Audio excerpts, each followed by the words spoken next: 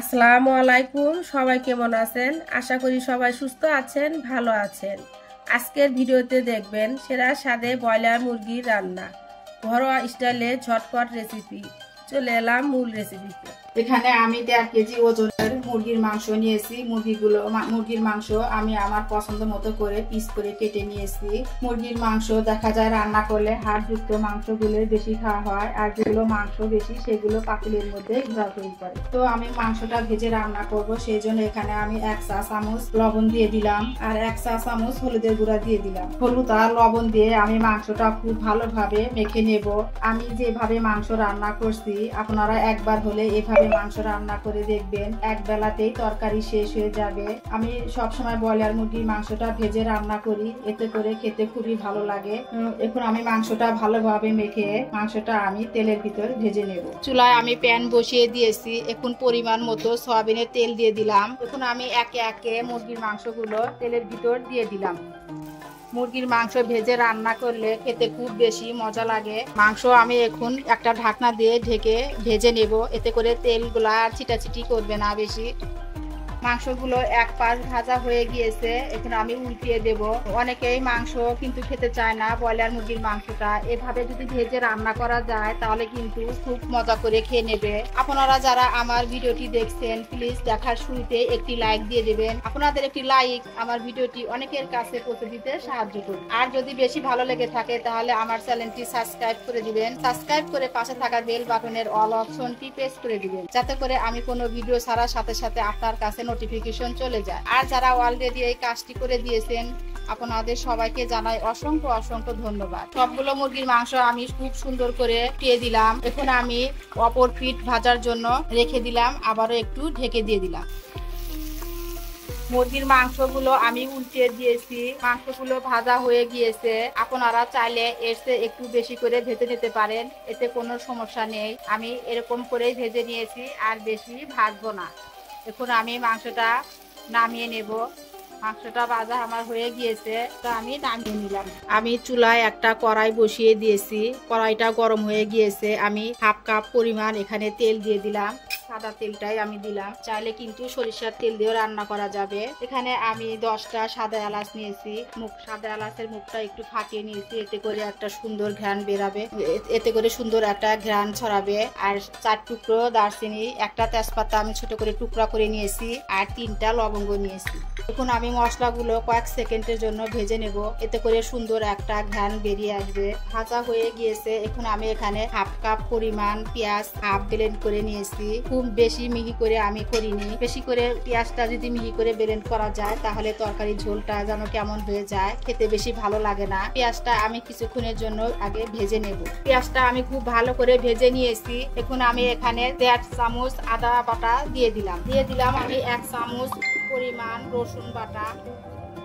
দেখুন আমি ভালোভাবে পেঁয়াজ রসুন আদা খুব ভালোভাবে আবারও ভেজে নেব, এতে করে কাঁচা গন্ধটা থাকবে না। তরকারিতে যদি পেঁয়াজ আদা রসুনের কাঁচা গন্ধ থাকে তাহলে কিন্তু তরকারিটা খেতে বেশি ভালো লাগবে না। আমি আদা রসুন পেঁয়াজ খুব ভালোভাবে ভেজে নিয়েছি। ভাজা হয়ে গিয়েছে, কিভাবে বুঝতে পারবেন তেল থেকে পেঁয়াজ রসুন এগুলো কিন্তু আলাদা হয়ে গিয়েছে, তখনই বুঝে নিতে হবে যে ভাজাটা হয়ে গিয়েছে। এখন আমি গুঁড়ো মশলা অ্যাড করব, সেই জন্য অল্প একটু পানি দিয়ে দিলাম, এতে করে মশলাটা আর পুড়ে যাবে না। এখন আমি দিয়ে দিলাম 1 চামচ পরিমাণ লাল মরিচের গুঁড়ো, আরও হাফ চামচ দিয়ে দিলাম। ব্রয়লার মুরগিতে একটু ঝাল ঝাল করে রান্না করলে খেতে বেশি ভালো লাগে। দিয়ে দিলাম আমি হাফ চামচেরও কম হলুদের গুঁড়া, দিয়ে দিলাম হাফ চামচ পরিমাণ ধনিয়ার গুঁড়া, 1 চামচ পরিমাণ জিরার গুঁড়া, স্বাদ মতো লবণ দিয়ে দিলাম। লবণটা একটু বুঝে দিতে হবে, কারণ মাংস ভাজার সময় লবণ দিয়েছি, সেই জন্য একটু খেয়াল করে লবণটা দিতে হবে। মশলাটা আমি খুব ভালোভাবে কষিয়ে নেব। এখন আমি মশলাটা একটু ঢাকনা দিয়ে ঢেকে দেব, এতে করে খুব ভালোভাবে মশলাটা কষানো হয়ে যাবে।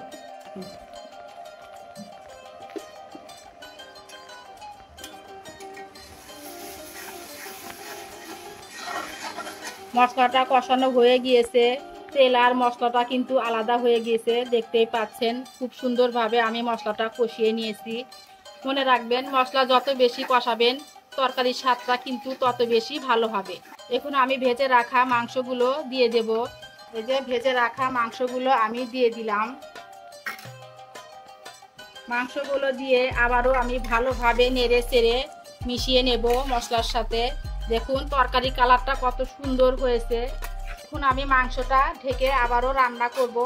খুব ভালোভাবে আমি কিন্তু মাংসটা কষিয়ে নেব। ঢাকনা দিয়ে ঢেকে দিলাম। মাংসটা আমি খুব ভালোভাবে কষিয়ে নিয়েছি, দেখতেই পাচ্ছেন কষানো হয়ে গিয়েছে। এখন আমি ঝোলের জন্য পরিমাণ মতো পানি দিয়ে দিব।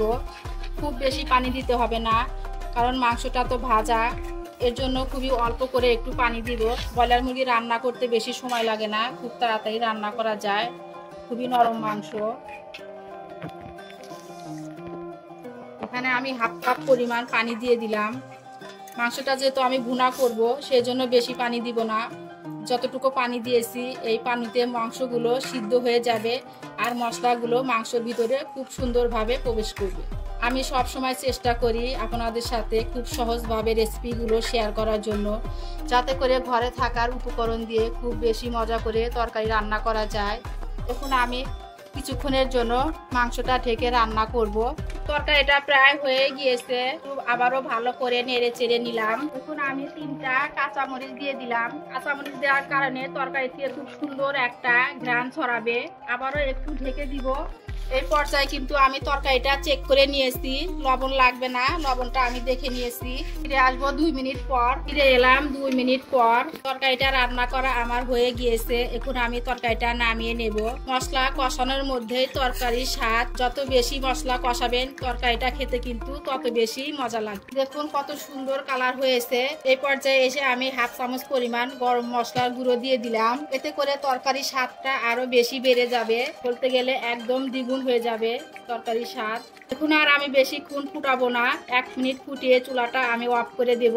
বেশিক্ষণ ফুটালে গরম মশলার যে একটা সুঘ্রাণ আছে সেটা কিন্তু থাকবে না, এজন্য আর ফুটানো যাবে না। এখন আমি চুলাটা অফ করে দিলাম আর আপনাদেরকে একটু পরিবেশন করে দেখিয়ে দেব। তরকারিটা আমি পরিবেশন করে নিয়েছি। দেখুন কতটা সুন্দর হয়েছে রান্না করা, খুবই সুন্দর একটা কালার হয়েছে।